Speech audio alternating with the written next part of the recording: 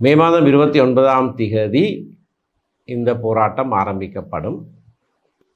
இது நான் ஏற்கனவே கூறியதைப் போல ஒரு கட்சி சார்ந்த நடவடிக்கை என்று எவரும் கருதக்கூடாது. இது எங்களுடைய இருப்பின் மிக முக்கிய கூறாகிய நிலத்தை பற்றின விடயம். நிலம் இருந்தால்தான் இனம் தொடர்ந்து இருக்கலாம். ஆகையினாலே இந்த நடவடிக்கைக்கு எதிராக செய்யப்படுகிற போராட்டம் சகலராலும் ஆதரிக்கப்பட வேண்டிய ஒரு விடயம். அரசியல் கட்சிகள், சகல அரசியல் கட்சிகளுக்கும் நான் அன்பாக விடுக்கிற ஒரு வேண்டுகோள், இதிலே சேர்ந்து இணைந்து கொள்ளுங்கள். இது ஒருவர் அல்லது ஒரு கட்சி நடத்துகிற போராட்டமாக கருதாமல் நாங்கள் அனைவரும் இணைந்து செய்கிற போராட்டமாக இருக்க வேண்டும். பொது அமைப்புகள், மக்கள், விசேடமாக பாதிக்கப்பட்ட மக்கள் இதிலே இணைந்து கொள்ள வேண்டும். ஆகையினாலே அரசாங்கத்துக்கு கொடுக்கப்பட்ட காலக்கெடு இந்த மாதம் 28ஆம் தேதியோடு நிறைவடைகிற காரணத்தினாலே நாங்கள் 29ஆம் தேதியிலே இருந்து செய்யப்போகிற போராட்டம் சம்பந்தமான ஆயத்தங்களையும் செய்கிறோம். இது இந்த நாட்டை மட்டுமல்ல உலகத்தையே ஒழுக்கக்கூடிய ஒரு போராட்டமாக இருக்க வேண்டும். ஏனென்றால் அரசாங்கம் வர்த்தமானி பிரசுரம் மூலமாக மக்களுடைய காணிகளை அரசுடைமையாக்குறதுக்கான நடவடிக்கை எடுத்திருப்பது எல்லாருக்கும் தெரிந்த விஷயம். மார்ச் மாதம் 28ஆம் தேதி இந்த விடயம் வர்த்தமானியத்தை பிரசுரிக்கப்பட்டிருக்கிறது. அந்த குறித்த சட்டம் ஒரு பழைய சட்டம், பிரித்தானிய காலனித்துவ காலத்திலே உருவாக்கப்பட்ட சட்டம். அந்த சட்டத்தின் கீழே இந்த செயற்பாடு நடைபெற்றிருக்கக்கூடாது என்று நான் ஜனாதிபதிக்கு உடனடியாகவே கடிதம் ஒன்றை அனுப்பி வைத்திருக்கிறேன். இந்த பிரதேசத்திலே விசேஷமாக கரையோர பகுதிகளிலே தான் இந்த காணிகள் கூடுதலாக அடையாளப்படுத்தப்பட்டிருக்கின்றன. இந்த பிரதேசங்களிலே வாழுகிற மக்கள் பல தடவைகள் அவர்கள் இடம்பெயர்ந்த காரணத்தினாலும், சுனாமியினாலே பாதிக்கப்பட்ட காரணத்தினாலும், ஆவணங்கள் இழக்கப்பட்ட காரணங்களினாலும், பலர் அகதிகளாக இன்றைக்கும் வெளிநாடுகளிலே வாழ்ந்து கொண்டிருக்கிற காரணங்களினாலும் என்று பலதரப்பட்ட காரணங்களை முன்வைத்து இந்த சட்டம் இந்த நேரத்திலே பிரயோகிக்கப்படக்கூடாது. இந்த வர்த்தமானி பிரசுரம் உடனடியாக மீள கைவாங்கப்பட வேண்டும் என்று நாங்கள் கூறியிருக்கிறோம். அப்படி மே மாதம் 28ஆம் தேதிக்குள்ளே இது மீள கைவாங்கப்படாவிட்டால் நாங்கள் பாரியதொரு போராட்டத்தை அரசாங்கத்துக்கு எதிராக நடாத்துவோம் என்றும் ஏற்கனவே அறிவித்திருக்கிறோம். இந்த உள்ளூராட்சி சபைகள் நாங்கள் இப்பொழுது நிறுவுவதற்கான நடவடிக்கைகள் நடந்து கொண்டிருக்கின்றன. இலங்கை தமிழரசு கட்சி எங்களுடைய அரசியல் குழு கூட்டத்துக்கு பிறகு ஒரு அறிவிப்பை வெளியிட்டிருந்தோம். அதாவது தமிழ் கட்சிகளோடு, தமிழ் முஸ்லீம் கட்சிகளோடு நாங்கள் பொது அளவிலே ஒரு இணக்கப்பாட்டை எய்தியிருக்கிறோம். எந்தெந்த சபைகளிலே எந்த கட்சிக்கு கூடுதலான ஆசனங்கள் இருக்கிறதோ அந்த சபைகளிலே அந்த கட்சி அப்படியாக நிர்வாகத்தை அமைப்பதற்கான ஆதரவை மற்ற கட்சிகள் வழங்க வேண்டும் என்பது எங்களுடைய கோரிக்கை. அது பெரும்பாலும் சாதகமாக மற்ற கட்சிகளால் ஏற்றுக்கொள்ளப்பட்டு வருகிறது. 2 பிரதான முஸ்லீம் கட்சிகளோடும் இந்த இணக்கப்பாடு நாங்கள் எழுதியிருக்கிறோம். ஆனால் ஒவ்வொரு சபையாக நாங்கள் இன்னும் பேசி சரியான தீர்மானங்களுக்கு வரவில்லை. ஆனால் பொதுவான ஒரு நிலைப்பாடாக இது ஏற்கப்பட்டிருக்கிறது.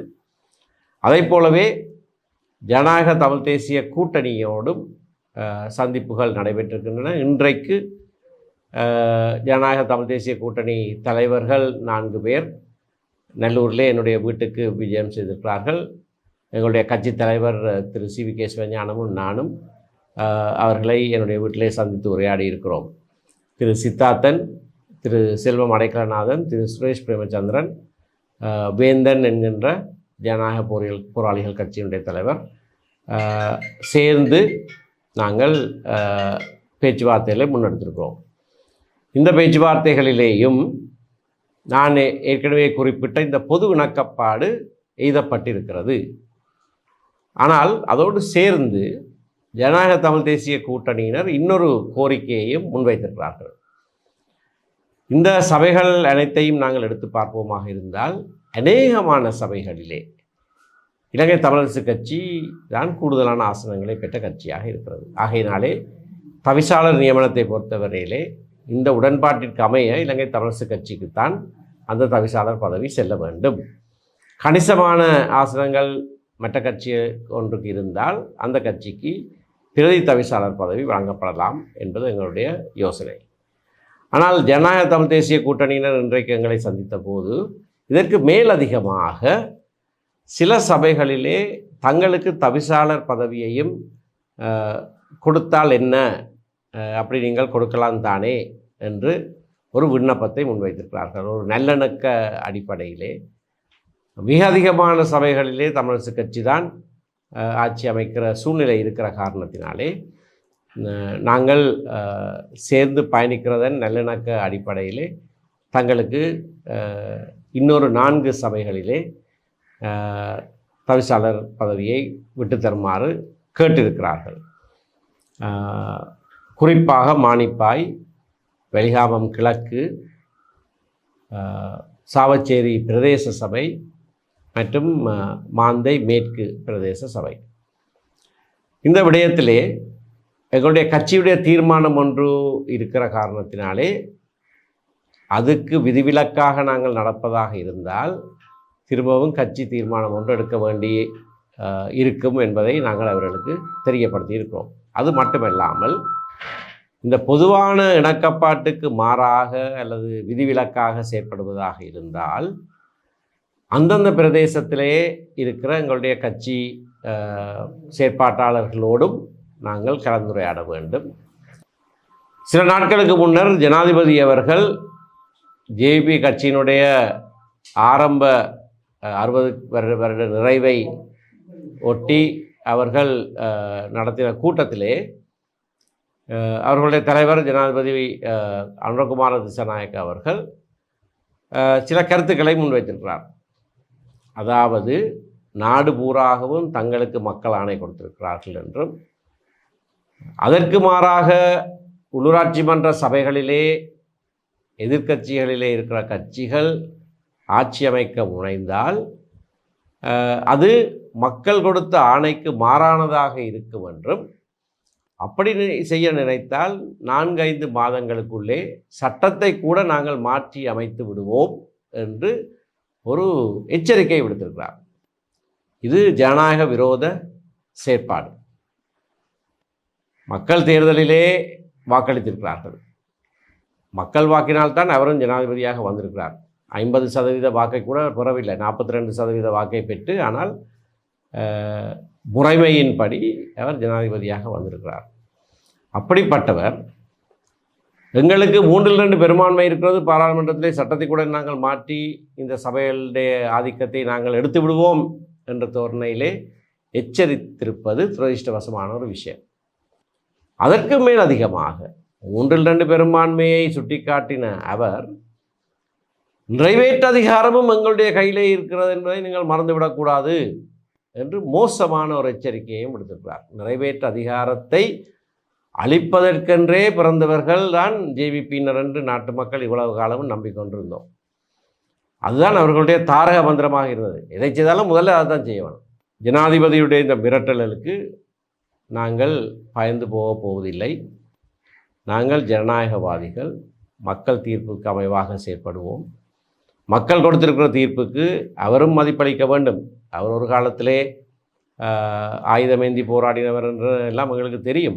ஆனால் இன்றைக்கு தன்னை ஜனநாயகவாதியாக அவர் முன்னிறுத்தி செயற்படுகிறார் என்றால் அவர் இந்த பழைய நினைவுகளுக்கு திரும்பக்கூடாது.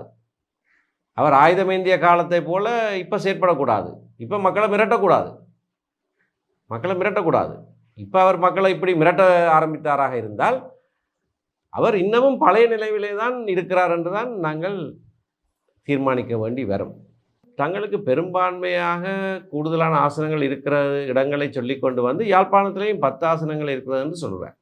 அவர் சொல்லாமல் விட்டது யாழ்ப்பாண மாநகர சபையில் இருக்கிற ஆசனங்களுடைய எண்ணிக்கை 45. 45லே 10ஐ வைத்துக்கொண்டு ஏதோ தங்களுக்கு அங்கே பெரும்பான்மை இருப்பதை போல சொன்னால் அவர் ஒரு பட்டதாரி.